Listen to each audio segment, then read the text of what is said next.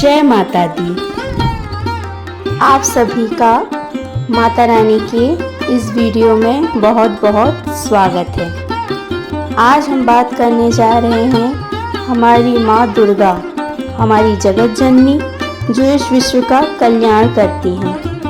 यूँ तो उनकी मेहरबानियों के चर्चे बहुत हैं और उनकी महिमा की जितनी बातें की जाएं वो कम हैं। उन्हीं में से एक है हमारी माता रानी माँ दुर्गा का दुर्गा सप्तशती का पाठ। आज हम उसी की चर्चा करने जा रहे हैं। आइए शुरू करते हैं। दुर्गा सप्तशती में कुल 700 श्लोक होते हैं, इसलिए इसे सप्तशती कहा जाता है।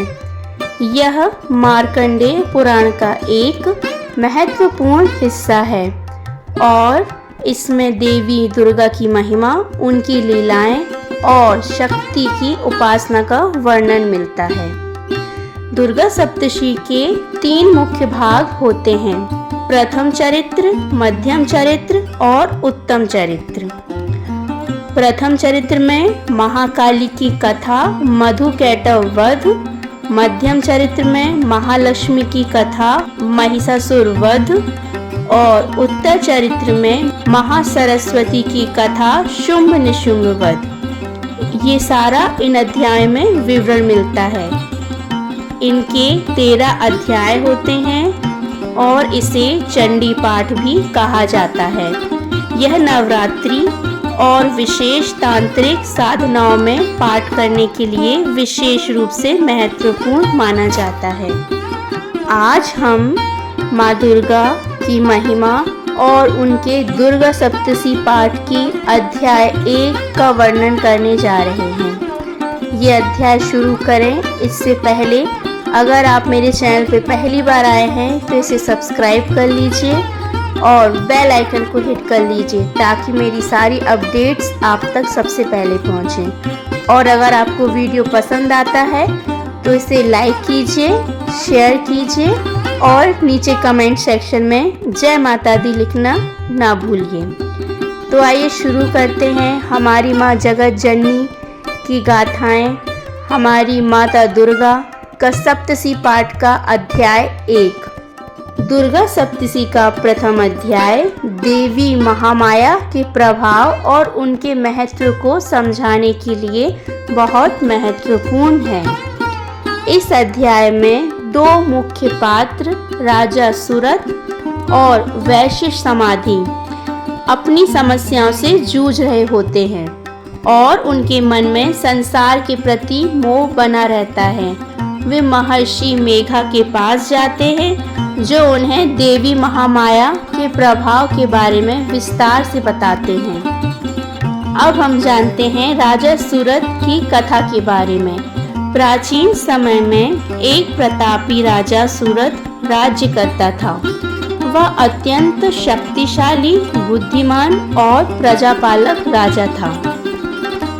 उसकी सेना बलशाली थी और वह अपने राज्य का बहुत कुशलता से संचालन करता था। उसके राज्य में सभी लोग सुखी थे, लेकिन कालचक्र सदा एक समान नहीं रहता। एक दिन कुछ शत्रु राजाओं ने राजा सूरत के राज्य पर आक्रमण कर दिया। राजा ने अपनी सेना को संगठित कर शत्रुओं से युद्ध किया, लेकिन दुर्भाग्यवश उसकी सेना पराजित हो गई। राजा को जबरन अपने महल से निकलकर जंगल में शरण लेनी पड़ी। युद्ध में हारने के बाद भी राजा के मन में अपने राज्य, सेना, धन और प्रजा के प्रति अत्यधिक मोह बना रहा। वह बार बार यह सोचता कि कैसे वह अपना राज्य पुनः प्राप्त कर सकता है और कैसे उसके दुश्मनों को पराजित कर सकता है। वह इसी चिंता में इधर उधर भटकता हुआ एक दिन महर्षि मेघा के आश्रम में पहुंच गया। अब हम आगे जानेंगे कि क्या है आखिर समाधि वैश्य की कथा। राजा सूरत जब महर्षि मेघा के आश्रम में पहुंचे तब वहां उन्होंने समाधि नामक एक वैश्य को देखा। वैश्य समाधि भी अत्यंत दुखी अवस्था में था। समाधि कभी एक बहुत समृद्ध व्यापारी था।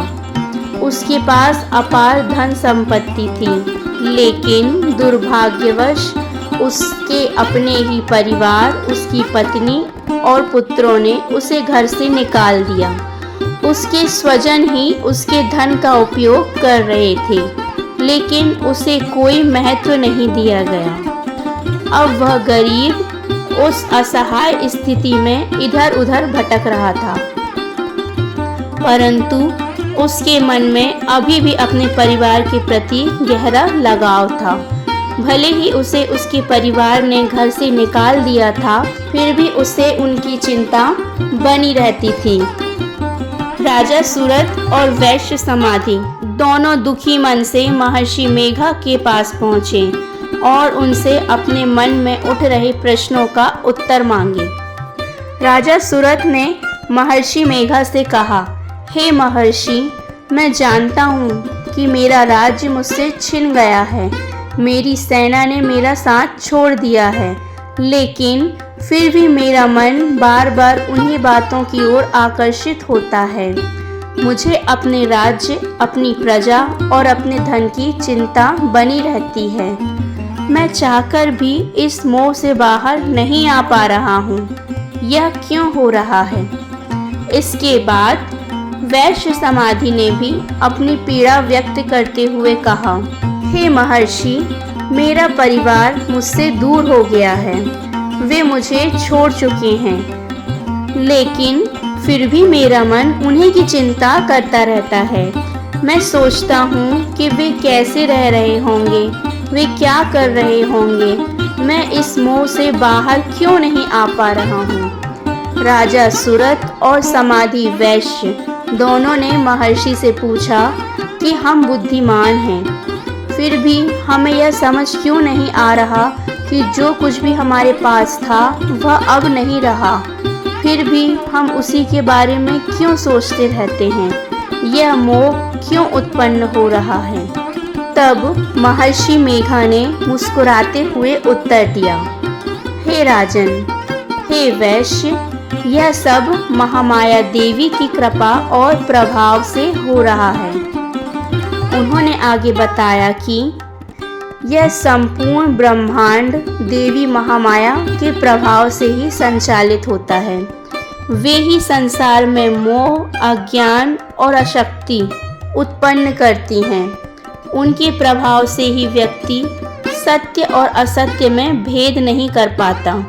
वे ही यह संसार रचती हैं, पालती हैं और अंत में इसे संहार भी करती हैं। महर्षि मेघा ने कहा कि यह संसार नाशवान है, जो आया है वह एक दिन अवश्य जाएगा, लेकिन महामाया देवी के माया के कारण ही जीव संसार में बंधा रहता है और बार बार मोहग्रस्त हो जाता है। महर्षि मेघा ने आगे एक और पौराणिक कथा सुनाई।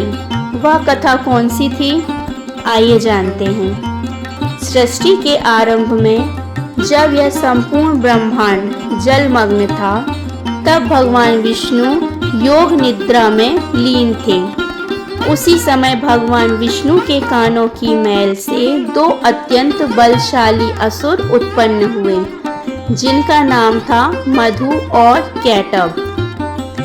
ये दोनों असुर अत्यंत बलशाली थे। वे ब्रह्मा जी का वध करने के लिए आगे बढ़े। ब्रह्मा जी भयभीत हो गए और उन्होंने भगवान विष्णु को जगाने का प्रयास किया, लेकिन वे योग निद्रा में थे। तब ब्रह्मा जी ने महामाया देवी की स्तुति की।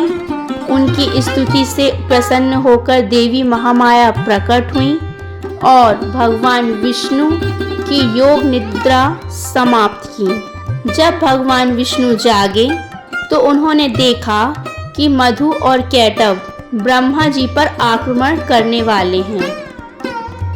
भगवान विष्णु ने उन असुरों से युद्ध करना प्रारंभ किया, यह युद्ध 5000 वर्षों तक चलता रहा, लेकिन वे असुर किसी भी प्रकार से हारने को तैयार नहीं थे। तब देवी महामाया ने अपनी माया से उन असुरों को मोहित कर दिया।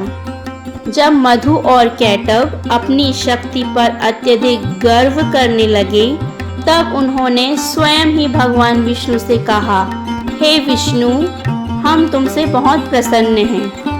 हम तुम्हें वरदान देते हैं कि तुम हमें पराजित कर सकते हो। भगवान विष्णु ने तुरंत कहा, यदि तुमने स्वयं यह वरदान मांगा है तो अब मैं तुम्हारा वध करूंगा, लेकिन मुझे बताओ कि तुम्हारी मृत्यु कहाँ होगी। मधु और कैटव ने अहंकारवश उत्तर दिया, हम केवल उस स्थान पर मर सकते हैं जहाँ जल नहीं हो। भगवान विष्णु ने तुरंत अपने योग बल से अपनी जांघों को ऊंचा किया और उन दोनों असुरों का सिर वहीं काट दिया। इस प्रकार देवी महामाया की कृपा से भगवान विष्णु ने मधु और कैटव का वध किया। महर्षि मेघा ने राजा सूरत और समाधि वैश्य को समझाया कि हे राजन, हे वैश्य, जैसे महामाया ने मधु और कैटव को अपने मोह में डालकर पराजित करवाया, वैसे ही वे संपूर्ण जीवों को संसार में मोह और बंधन में डालती हैं। जो भी इस मोह से मुक्त होना चाहता है, उसे देवी महामाया की उपासना करनी चाहिए।